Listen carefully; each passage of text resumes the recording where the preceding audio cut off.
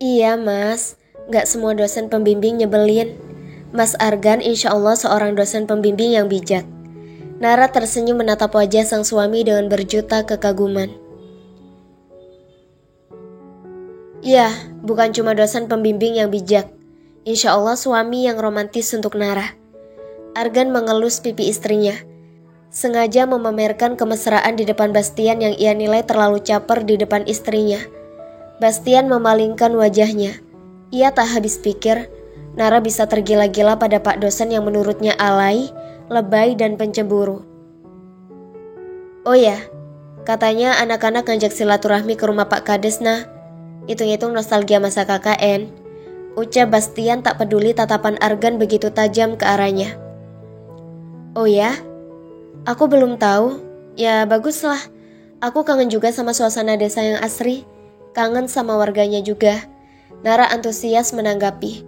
Ia memang merindukan keramahan warga dan suasana kampung yang tenang.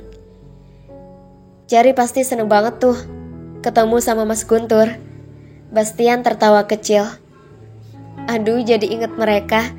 Cinta bersemi saat KKN. Gimana kabar mereka? Wajah Nara terlihat lebih berbinar. Rasanya ia kepo juga ingin tahu kelanjutan kisah cinta Cherry dan Guntur. Mendengar kayaknya juga kepo ya. Posisiku serba bingung nah. Laila suka curhat masih ada rasa sama Mas Guntur. Cherry juga cerita dia dan Mas Guntur lagi PDKT. Setiap hari mereka komunikasi lewat telepon atau WhatsApp. Nah, kemarin ada masalah. Laila ke Cilacap, minta diantar Mas Guntur ke tempat penelitian. Laila gak berani sendiri. Mas Guntur nganterin. Laila post foto di Instagram. Cherry marah dan jealous. Kata Cherry, Mas Guntur udah jelasin kalau mereka gak kesana berdua. Adik perempuan Mas Guntur juga ikut. Tapi nyatanya, di Instagram Laila, cuma ada foto mereka berdua. Sumpah, aku juga gak ngerti meski gimana nanggepin. Nara menyimak dengan serius. Sementara Argan memasang tampang cemberut karena merasa tak dianggap, tak dilibatkan dalam pembicaraan. Cherry kok gak cerita ke aku ya? Nara mengernyitkan dahi. Mungkin dia gak mau kalau kamu kepikiran. Kamu kan lagi hamil, tukas Bastian. Kayaknya mau hujan ya, mendung banget. Argan melirik kaca jendela. Suasana di luar memang terlihat mendung. Ia berharap Bastian segera pulang. Iya, mendung banget. Untung aku gak punya jemuran di kos.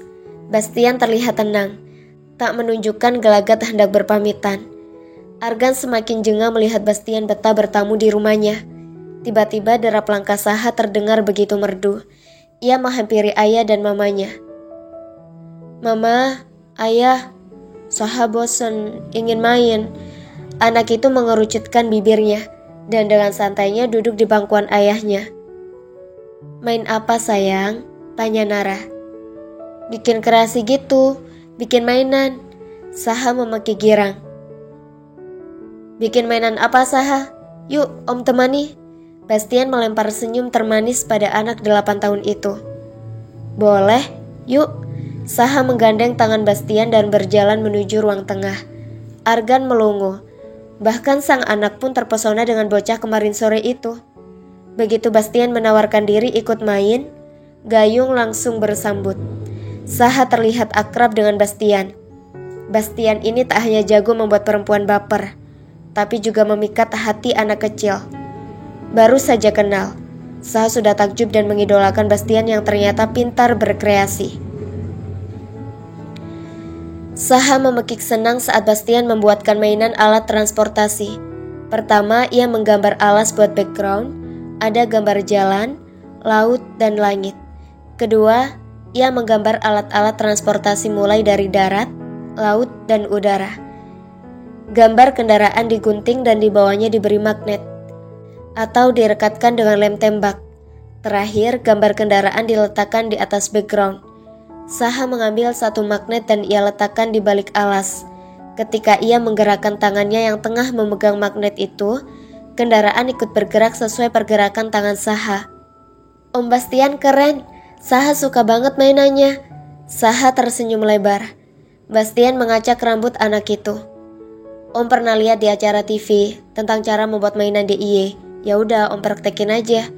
Bastian memang menyukai anak-anak. Tak heran jika mereka langsung akrab. Diam-diam Argan takjub melihat kreativitas Bastian. Di balik tampang songongnya, ia memiliki banyak kelebihan. Ia duduk di sofa mengamati Saha dan Bastian, sedang Nara memotong mangga di dapur. Entah kenapa, ia ingin memakan mangga muda dan yang masih mangkal, apalagi dicocol sambal. Selain itu, ia juga menggoreng cireng crispy dari Gigi's Food. Nih, ada mangga sama cireng crispy. Mas Argan mau? Saha sama Bastian mau juga? Nara melirik Bastian dan Saha yang masih asik bermain. Iya, makasih nah. Mangga muda dicocolin sambal mah kesukaan ibu hamil. Bastian melirik sepiring mangga itu. Nara tersenyum. Iya, makanan kayak gini tuh enak banget. Kalau cirengnya aku mau. Bastian mengambil satu cireng, diikuti Saha. Aku juga mau, ini cireng kesukaanku, ujar Saha. Ayo Mas Argan, cirengnya enak loh. Gak pakai pengawet dan MSG. Gak pakai pengawet dan MSG. Nara menoleh sang suami yang sedari tadi menekuk wajahnya. Nara melirik mainan yang diletakkan di atas karpet. Wah, itu Om Bastian yang bikin ya Mas Saha? Keren banget. Nara terkesima. Argan bisa melihat ada kekaguman di sorot mata istrinya. Lagi-lagi ia cemburu. Ini mah gampang bikinnya nah, ujar Bastian. Saha juga mau bikin mainan. Ia mengambil beberapa kertas warna dan menggunting sesuai bentuk yang ia inginkan. Nara ikut bergabung bersama Saha dan Bastian, sedang Argan hanya mengamati. Saha membuat mainan boneka kertas. Saha pintar ya bikin mainan, lucu-lucu bonekanya. Bastian tersenyum melihat boneka kertas buatan Saha. Argan melirik jarum jam dinding.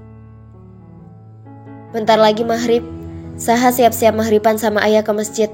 Satu kode dari Argan agar Bastian pulang segera. Bastian melirik jam dinding. Wah, udah sore banget ternyata. Om pulang dulu ya Saha. Bastian beranjak. Kapan-kapan main lagi ya Om. Saha mendongakkan wajahnya, menatap Bastian yang memiliki tinggi badan 180-an cm. Om Bastian sibuk skripsi. Jangan diganggu Saha, sela Argan. Bastian yang hendak menanggapi ucapan Saha pun terdiam, tak jadi berbicara. Oh ya Bas, ini ada cireng, cimol sama sostel. Lumayan buat cemilan di kos. Sostelnya bisa untuk lauk. Nara menyodorkan kantong berisi cimol, cireng, dan sostel. Wah, makasih banyak nah. Nanti aku goreng di kos, teman-teman juga pada suka. Wajah Bastian berseri-seri menerima aneka makanan itu. Argan bisa bernafas lega setelah Bastian pamit pulang. Temanmu itu bertamu kok lama. Argan mencomot satu buah cireng. Ia cocolkan ke sambal, lalu mengunyahnya.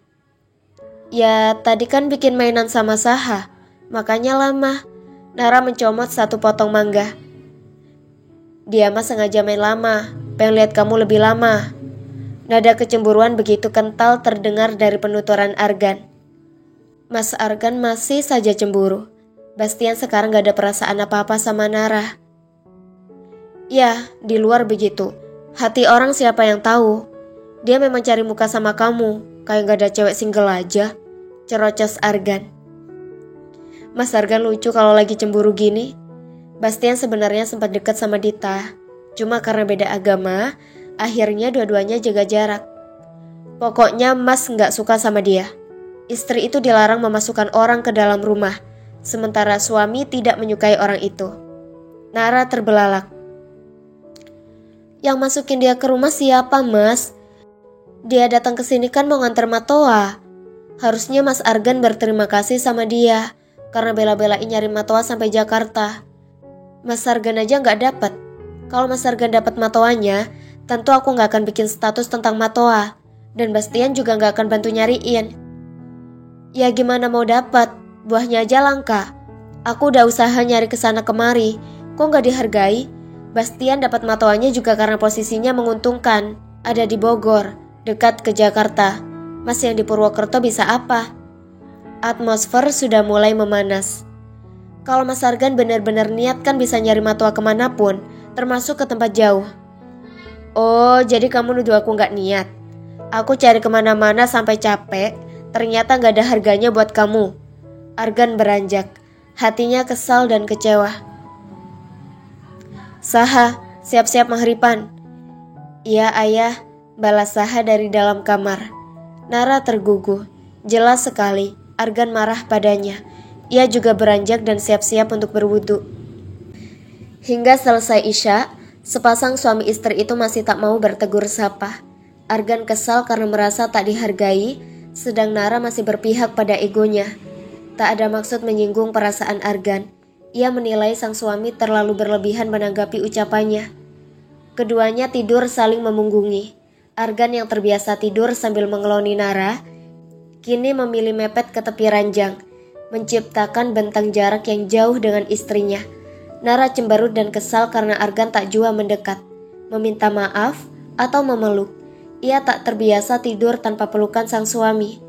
Meski mereka tak selalu berhubungan setiap malam, tapi Argan selalu menyempatkan diri mengecup keningnya juga bibirnya.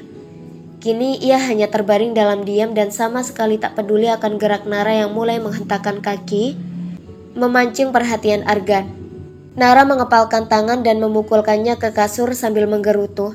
Melihat suaminya tak bereaksi, Nara tak tahan lagi. Mas. Argan hanya menanggapi dengan satu kata. Itu juga tak menoleh. Masih bertahan dengan sikapnya.